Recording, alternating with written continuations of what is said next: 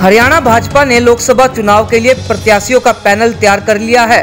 Party के नेता राज्य की सभी 10 लोकसभा सीटों को जीतने के लिए रणनीति बनाकर उस पर काम कर रहे हैं। सर्जिकल स्ट्राइक 2 के बाद देश भर में बने मोदीमय माहौल के बावजूद राज्य भाजपा लोकसभा चुनाव में किसी तरह का जोखिम लेने को तैयार नहीं है।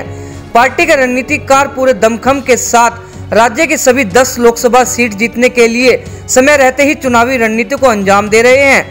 बेशक अभी चुनाव आयोग ने लोकसभा चुनाव की तारीख तय नहीं की है, मगर भाजपा सरकार और संगठन ने मंगलवार देर रात तक नई दिल्ली के हरियाणा भवन में मैराथन बैठक की। इसमें लोकसभा चुनाव समिति के हरियाणा प्रभारी कलराज मिश्र, सह प्रभारी विश्वास नारंग, प्रदेश प्रभारी महासचिव डॉक्टर अनिल जैन, मुख्यमंत्री मनोहर लाल, प्रदेशाध्यक्ष सुभाष बराला, प्रदेश संगठन मंत्री सुरेश भट्ट सहित राज्य भाजपा के तीनों महामंत्री मौजूद रहे। बैठक में भाजपा के इन रणनीतिकारों ने कांग्रेस, जेजेपी व इनेलो के प्रभाव के चुनाव क्षेत्रों में उनके संभावित उम्मीदवारों के सामने भाजपा के संभावित उम्मीदवारों के 3-3 नाम के पैनल पर भी चर्चा की।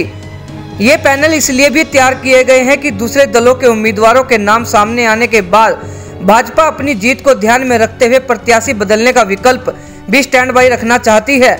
जाहिर है लोकसभा चुनाव के मद्देनजर भाजपा पूरे आक्रामक तेवर से चुनाव लड़ने व जीतने के तेवरों में दिखाई पड़ती है।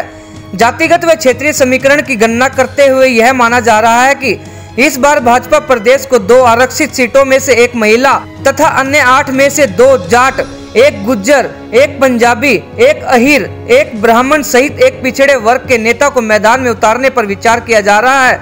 इस मैराथन बैठक में ही राज्य भाजपा के कर्णधारों ने 9 मार्च को रोहतक में प्रदेश कार्य समिति की बैठक बुलाई है।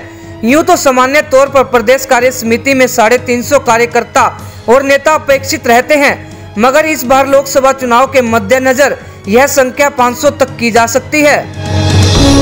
ब्यूरो रिपोर्ट सिटी तहलका।